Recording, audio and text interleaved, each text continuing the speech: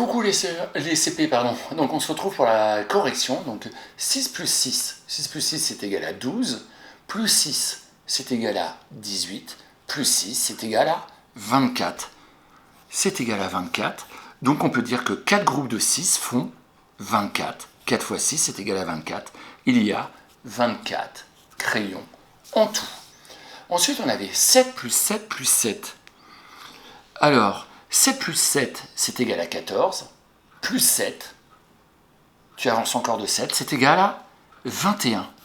Et donc, on peut dire que 3 groupes de 7 font 21, ou 3 fois 7, c'est égal à 21. Donc, il y a 21 fleurs en tout.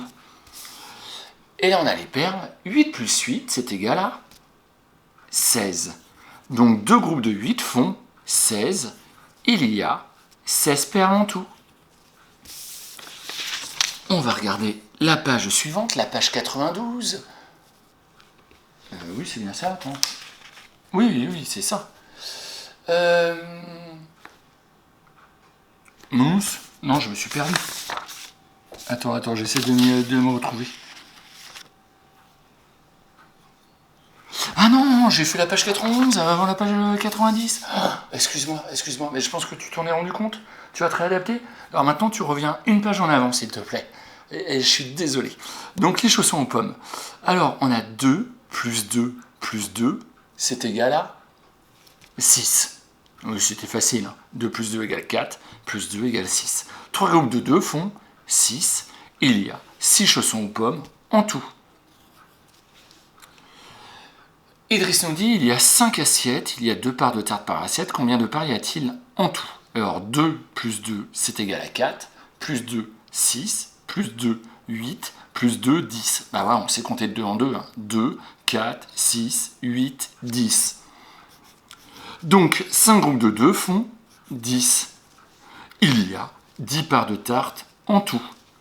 Et dessine d'autres groupes égaux qui font 6. Eh bien, quand on revient ici, à la place de faire 2 plus 2 plus 2, on pouvait faire... On a combien de groupes? On pouvait faire 3... là, on a 3 fois le nombre 2. Eh bien, on peut faire 2 fois le nombre 3.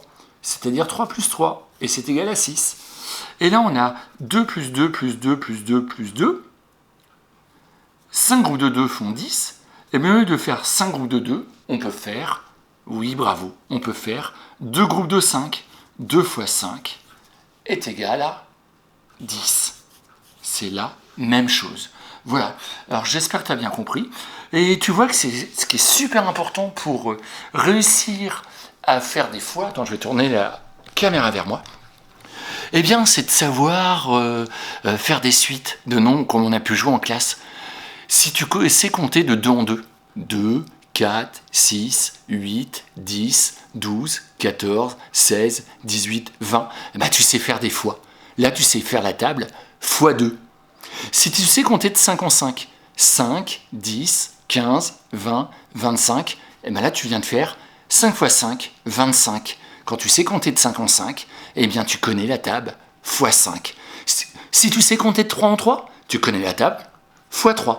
Si tu sais compter de 4 en 4, bah, tu connais la table fois 4, etc.